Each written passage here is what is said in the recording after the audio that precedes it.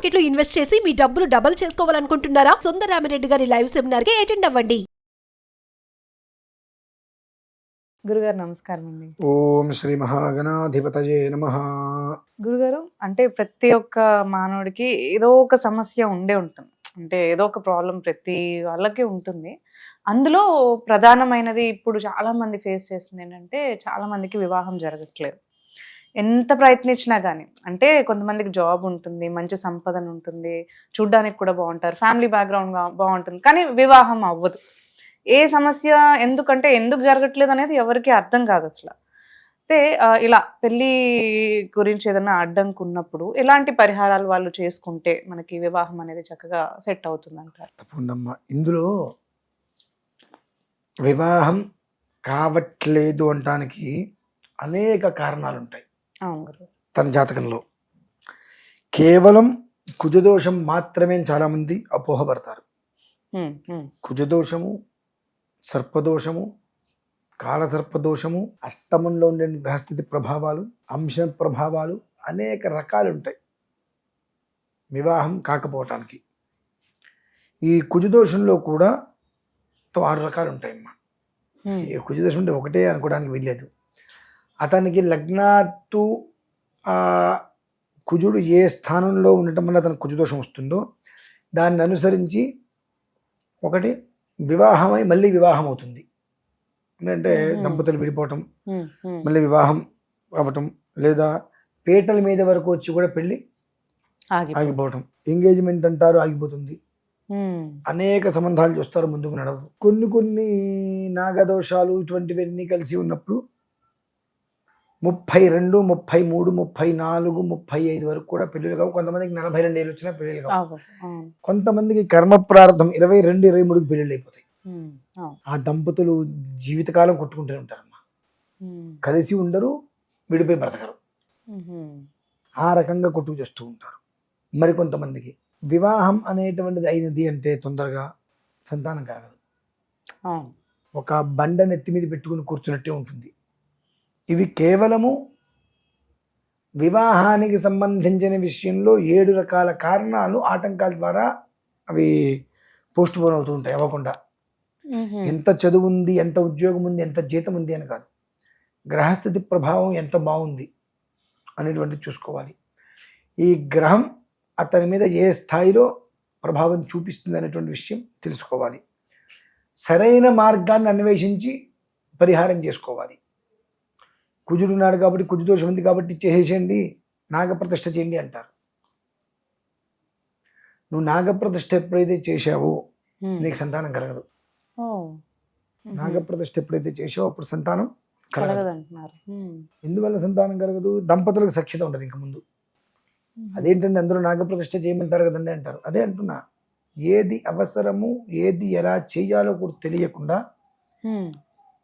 ఎలా పడితే అలా నోటికి ఏది వస్తే అది చెప్పటం, ఏది పడితే అది చేయించటం, దీనివల్ల ఎన్నో కుటుంబాలు నాశనం అవుతున్నాయమ్మా. కాలసర్పదోషం ఉంది, దానికి చాలామంది కాళహస్తిలో వచ్చేస్తే సరిపోతుంది, రాహుకేతులు జపం చేస్తే సరిపోతుంది అంటారు. మొత్తం నవగ్రహ సంఖ్య 120 సంవత్సరాలమ్మ. రాహుకేతువుల సంఖ్య 25 సంవత్సరాలు. అంటే రాహుకేతువుల మధ్యలో అంటే 25 సంవత్సరాలు నడిపించేటువంటి రాహుకేతువుల మధ్యలో 95 సంవత్సరాల గ్రహాలు చిక్కుకుపోయినాయి. సో నీకు ఏదో ఒక వారం రోజుల్లో కూర్చొని జపం చేసేస్తా అంటే అది నీకు క్లియర్ అయిపోతుందా? అవునంటారు. కానీ దానికి సమయం ఎక్కువ చెబితే యాక్సెప్ట్ చేయలేరు. అంటే బాగుండాలి, క్షణంలో పూర్తయిపోవాలి, ఇన్స్టెంట్ ఫలితాలు రావు. అలా ఇన్స్టెంట్ కోసం చేసే ప్రయత్నాలు తిప్పి కొడతాయి, మీకు ఇంకా ఎక్కువ దోషానికి మీకు అది ప్రేరేపిస్తూ ఉంటాయి. ఇటువంటి ప్రతి ఒక్కటి చూసుకోవాలమ్మా. దీనికి మూలం అసలు ఎందుకు కావట్లేదు అంటే, ముందు నీ నక్షత్రం ఏంటి, నీ లగ్నం ఏంటి, నీ రాశి ఏంటి, నీ దశ ఏంటి, మహర్దశ ఏంటి, ఇప్పుడు ఏం జరుగుతుంది, ఆ రాత ఎప్పటి వరకు ఉంది, రాత లేకపోవడానికి కారణం ఏంటి, పితృదోషాలు, పితృశాపాలు, స్త్రీ శాపాలు, ఇవన్నీ కూడా ఒక మనిషికి వివాహం కానివ్వకుండా, వివాహం కనుక ఒకవేళ అయితే దంపతుల మధ్య అన్యోన్యత లేకుండా, సంతానం రానీయకుండా, సంతానానికి అడ్డుపడిపోతూ కుటుంబానికి మానసికంగా శారీరకమైనటువంటి వైకల్యాన్ని తీసుకొచ్చేటువంటి స్థితి. మానసిక వైకల్యం, శారీరక ఆవేదన, మానసిక వైఫల్యాన్ని తీసుకొచ్చేటువంటి స్థితి వీటికి ఉంటాయి. కాబట్టి వీటిల్లో ఏ విధానంతో మీరు ఇబ్బందులు పడుతున్నారు, ఏ విధానాన్ని నుంచి వివాహం కావట్లేదు అనేటువంటి విషయం మనం గ్రహించుకోకుండా, తెలుసుకోకుండా ఏది పడితే అది చేయించడం అనేటువంటిది అతని కుటుంబం సర్వనాశనం అయిపోతుందమ్మా. చాలామంది ఎన్ని ఫోన్స్ వస్తాయో, గురుగారు ఇట్లా ఉందండి, మనం ఇలా చేయించానండి, ఇలా చేయించానండి, జాగ్రత్తనైనా ఇంకో 10 ఏళ్ళకైనా అవుతుందిలే, ఇంకో 4 ఏళ్ళకైనా అవుతుంది.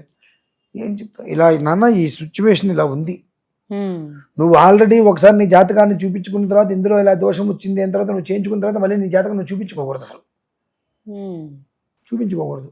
ఎందువలన మొట్టమొదటిసారే సరిగా వ్యక్తికి చూపించుకోవాలి. 10 రోజులు లేట్ అయినా జాగ్రత్తగా పరిశీలించి మన జీవితానికి పూలబాట వస్తుంది, నాంది మంచి రోజులు వస్తాయి తద్వారా అనేటువంటి విషయం ఎవరైతే చెప్పగలరో అటువంటి మనిషి దగ్గరికి వెళ్ళాలి.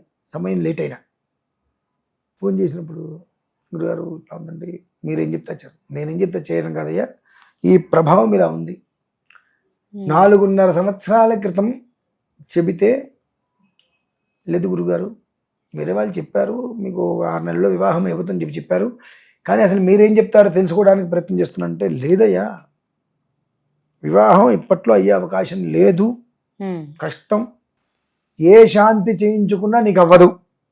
ఎందువల్లనంటే కొన్ని ఇట్లా కర్మ అనుభవించాలి, పూజ చేసుకునే ఫలితాలు రావు, నీకు ఈ కర్మ అనుభవించాల్సింది ఉందయ్యా, నీకు ఇప్పుడు ఏమి చేసినా ఉపయోగం లేదంటే మీకు తెలియనప్పుడు మీరు మాట్లాడకండి అన్నాడు.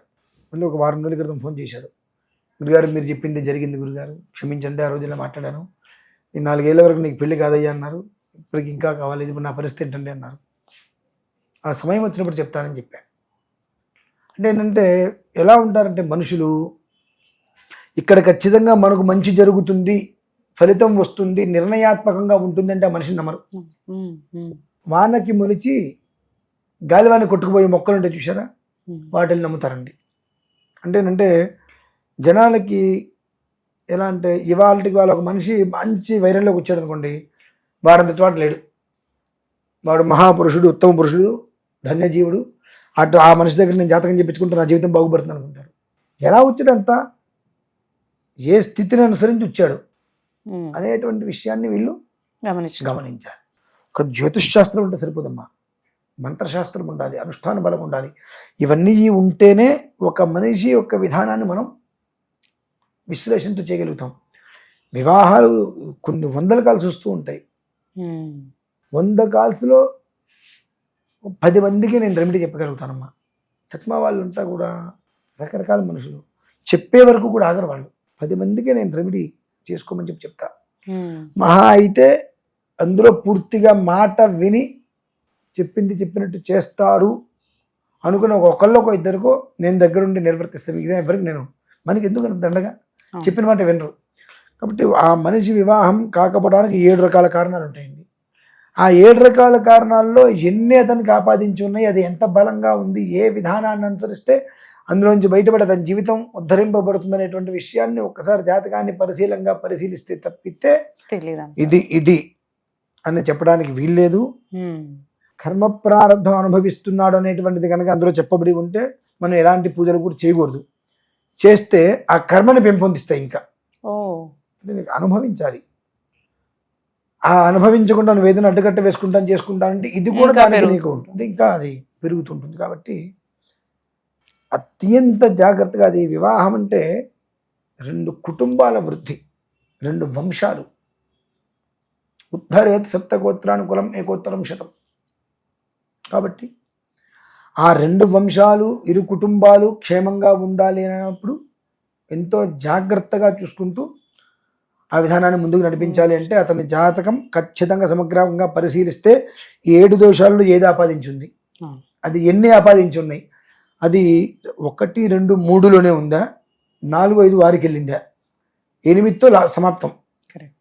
1, 2, 3 వరకు ఉంటే ఓకే పర్వాలేదు, 3 దాటింది అంటే ఒక రకమైన ప్రమాదం, 5, 6 దాటిందంటే ఇక మనం దాన్ని తీర్చడం కూడా కష్టసాధ్యం, ఆ స్థితి ఉంటుంది.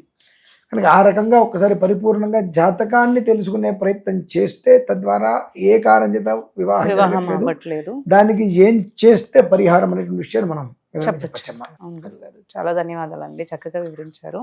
అయితే గురుగారు చెప్పినట్టు మనకి వివాహం జరగకుండా ఉండడానికి చాలా రకాల కారణాలు ఉంటాయి. అవి మనకి జ్యోతిష్యం కానీ లేదంటే వాళ్ళ జాతకం చూస్తే కానీ చెప్పొచ్చు అని అంటున్నారు.